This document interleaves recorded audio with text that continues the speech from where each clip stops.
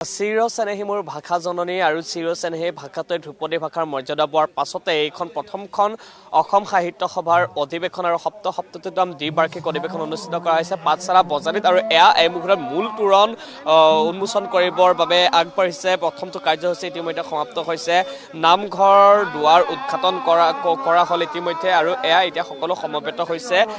যিখন মূল তোৰণ আছে খুব সুন্দৰকৈ সজাই তোলা এই মূল তোৰণখন হৈছে মূল তোৰণখন তেওঁলোকে ইতিমধ্যে উন্মোচন কৰিলে আৰু এই মুহূৰ্তত মন্তব্য ল'বলৈ চেষ্টা কৰি জনাব। এই মুহূৰ্তত আমি ইতিমধ্যে সপ্তম পাঠশালা অধিৱেশন বজালিৰ নামঘৰ প্ৰতিষ্ঠা কৰিলোঁ আৰু এই নামঘৰ প্ৰতিষ্ঠাৰ জৰিয়তে আমি জাতীয় জীৱনলৈ বাৰ্তা দিলোঁ যে নামঘৰ জীয়াই থাকিলে অসমৰ ভাষা সাহিত্য সংস্কৃতি জীয়াই থাকিব। নামঘৰ কেৱল এক ধৰ্মীয় প্ৰবাহ নহয়, ই আমাৰ ভাষা সাহিত্য সংস্কৃতিৰ প্ৰবাহ। মহাপুৰুষ শ্ৰীমন্ত শংকৰদেৱে আমাক ধৰ্মৰ লগতে কৰ্মৰ কথা শিকাইছিল, ভাষা ৰক্ষা কৰিবলৈ শিকাইছিল, গীত গাবলৈ শিকাইছিল, সংস্কৃতি ৰক্ষা কৰিবলৈ শিকাইছিল, আইন আদালতৰ কথা কৈছিল, বিচাৰৰ কথা কৈছিল। গতিকে আমি এই নামঘৰক উজ্জীৱিত কৰিবই লাগিব জাতীয় জীৱনক আমি আগবঢ়াই লৈ যোৱাৰ কাৰণে। সেইকাৰণে প্ৰথমতে আমি নামঘৰ প্ৰতিষ্ঠা কৰিলোঁ। এতিয়া ভট্টদেৱ ক্ষেত্ৰ মুকলি হ'ব, মূল তোৰণ মুকলি হ'ব আৰু আমি প্ৰধান সম্পাদক হৈয়ে ঘোষণা কৰিছিলোঁ যে মূল তোৰণেৰে সোমাই আমাৰ যিসকল বৰেণ্য ব্যক্তি সেইসকলক আমি দেখিব পাব লাগিব আৰু আমি এই যিটো আমাৰ 12 বজীয়া অধিৱেশনৰ পৰা সেই প্ৰক্ৰিয়া আমি আৰম্ভ কৰিছোঁ। প্ৰথমতে আমি মহাপুৰুষ শ্ৰীমন্ত শংকৰদেৱক শ্ৰদ্ধাঞ্জলি জনাম, তাৰপিছতে সাহিত্যৰথী লক্ষ্মীনাথ বেজবৰুৱাক শ্ৰদ্ধাঞ্জলি জনাম, তাৰপিছতে অসম সাহিত্য সভাৰ প্ৰতিষ্ঠাপক সভাপতি পদ্মনাথ গোহাঁইবৰুৱাক শ্ৰদ্ধাঞ্জলি জনাম, তাৰপিছতে আমি অসম সাহিত্য সভাৰ প্ৰতিষ্ঠাপক প্ৰধান সম্পাদক আমি শৰৎ চন্দ্ৰ গোস্বামীদেৱক শ্ৰদ্ধাঞ্জলি জনাম। আৰু কাইলৈ আমাৰ পতাকা উত্তোলনৰ সময়ত আমাৰ অসমৰ যিমান বৰেণ্য ব্যক্তি আছে, আমাৰ সন্মানীয় প্ৰাক্তন সভাপতি যিসকলে আমাৰ ইতিমধ্যে আমাৰ মাজৰ পৰা আঁতৰি গ'ল, আমাৰ যিয়ে বজালীক সমৃদ্ধ কৰিলে, বৃহত্তৰ বৰপেটাক সমৃদ্ধ কৰিলে, অসমৰ জাতীয় জীৱন সমৃদ্ধ কৰিলে, সেইসকললৈ আমি স্মৃতি দৰ্পণ কৰিম। যিসকলৰ শ্বহীদৰ কেঁচা তেজেৰে আমাৰ জাতীয় জীৱন কৰিলে, ভাষা সাহিত্য সংস্কৃতিৰ বেদী কৰিলে, তেওঁলোকলৈ আমি শ্বহীদ তৰ্পণ কাৰ্যসূচী ৰূপায়ণ কৰিম।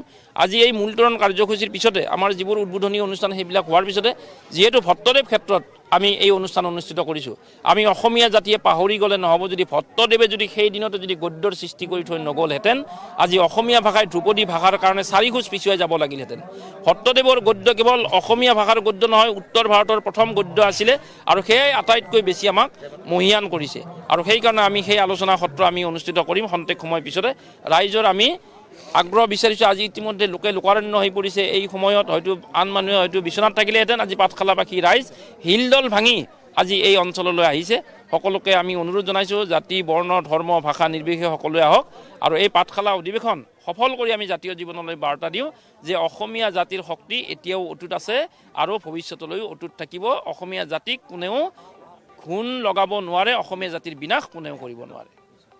ধন্যবাদ জনাইছোঁ আৰু গুৰুত্বপূৰ্ণ আমি মন্তব্য শুনালোঁ আৰু আমি যি কাৰ্যসূচী সেই কাৰ্যসূচী ইতিমধ্যে বৰ্ণনা কৰিছে আৰু এয়া মূল তোৰণ উন্মোচন কৰাৰ দিশে আগবাঢ়িছে। মূল তোৰণ উন্মোচন কৰা হ'ব আৰু তাৰ পাছতে ক্ৰমান্বয়ে যিসমূহ কাৰ্যসূচী আছে সেই কাৰ্যসূচীসমূহ আগবঢ়াই নিয়া হ'ব। কেইবাটাও সুন্দৰ কাৰ্যসূচীৰ লগতে সাংস্কৃতিক অনুষ্ঠান আছে সন্ধিয়াৰ ভাগলৈ আৰু এইদৰে এই যি অসম সাহিত্য সভাৰ অধিৱেশনখন আগবঢ়াই লৈ যোৱা হ'ব আৰু কেইবাটাও আকৰ্ষণীয়ভাৱে জাপি নিৰ্মাণ কৰা হৈছে। বাণিজ্য মেলাৰ স্থানত এইবাৰ বিজ্ঞান মেলাই স্থান পাইছে, প্ৰাধান্য দিয়া হৈছে। এনেবোৰ কথাই আচলতে বিশেষ তাৎপৰ্য বহন কৰিছে আৰু এনেবোৰ কথাই সকলোৰে মন আকৃষ্ট কৰিছে, কিয়নো যি সময়ত বাণিজ্য মেলাৰ পয়োভৰ দেখিবলৈ পোৱা যায়, যি সময়ত গ্ৰন্থমেলাই হওক বা অন্যান্য অনুষ্ঠানসমূহত বাণিজ্য মেলাৰ পয়োভৰ অত্যাধিক দেখিবলৈ পোৱা যায়, কিন্তু পাঠশালাৰ যিখন অসম সাহিত্য সভাৰ অধিৱেশনখনিত বাণিজ্য মেলাৰ সলনি কিন্তু বিজ্ঞান মেলাক গুৰুত্ব দিয়া হ'ব আৰু এই বিজ্ঞান মেলা আৰু সাহিত্যৰ যি এক সংযোগ এই পাঠশালা বজালি ভট্টদেৱ ক্ষেত্ৰৰ ঘটোৱা হৈছে, সেই সংযোগে সকলোকে আকৃষ্ট কৰিছে, সকলোৰে দৃষ্টি আকৰ্ষণ কৰিবলৈ সক্ষম হৈছে। ইতিমধ্যে নামঘৰ দুৱাৰ মুকলি হৈছে, মূল তোৰণ এই মুহূৰ্তত উন্মোচন কৰিবলৈ আগবাঢ়িছে।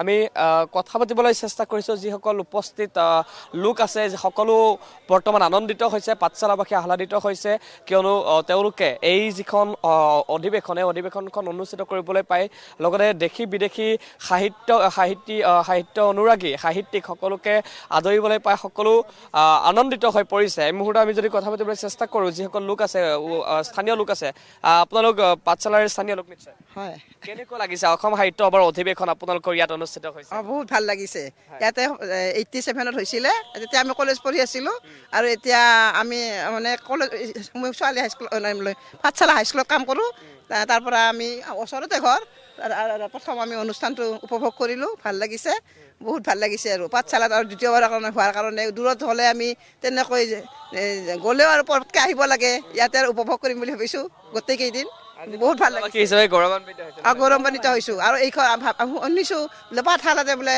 গোটেইখিনি মানে সাহিত্য হোৱাৰ মানে যিমানখিনি মানে কৰিবলগীয়া আছে গোটেইখিনি মানে ডাঙৰকৈ কৰিব বুলি শুনিছোঁ আৰু ইয়াতে আৰু অসমৰ সাহিত্য সভা মানে এনেকুৱা হ'ব যে মানে পিছলৈকে যেন ইমান ডাঙৰ নহ'বই নিশ্চয় যথেষ্ট আশা আকাংক্ষা জল্পনা কল্পনা কি ক'ব বাইদেউ নথৈ আনন্দিত হৈছোঁ এনেকুৱা এটা পাঠশালাবাসীয়ে কৰিছে ইমান সুকলমে কৰিছে ইমান সুন্দৰকৈ কৰিছে আমি পাঠশালাবাসী হৈ আমি গৌৰৱান্বিত হৈছোঁ সুন্দৰ পৰিৱেশ ইয়াৰ দ্বাৰা সকলোকে আহ্বান জনাইছোঁ আহিবলৈ পাঠশালাবাসীৰ এনেকুৱা সুন্দৰ পৰিৱেশটো চাই যাওক অসম সাহিত্য সভাই অসমৰ গোটেই সংস্কৃতি কেনেকৈ পাঠশালাবাসীয়ে বজাই ৰাখিছে সেইটো সকলো ৰাইজে চাই যাওক ইয়াৰ দ্বাৰাই আমি সকলোকে আহ্বান জনাইছোঁ পাঠশালালৈ আহক আৰু পাঠশালাৰ অসম সাহিত্য সভাৰ সুন্দৰ পৰিৱেশ উপভোগ কৰক ধন্যবাদ আৰু এটা কথা ক'ব লাগিব যে বিভিন্ন স্থানত গ্ৰন্থমেলাই হওক বা অন্যান্য অনুষ্ঠানবোৰ বাণিজ্য মেলাক অগ্ৰাধিকাৰ দিয়া হয় বাণিজ্য মেলা জাক জমক ইয়াত কিন্তু পাঠশালাত বিশেষ কথাটো হৈছে বাণিজ্য মেলা সলনি বিজ্ঞান মেলা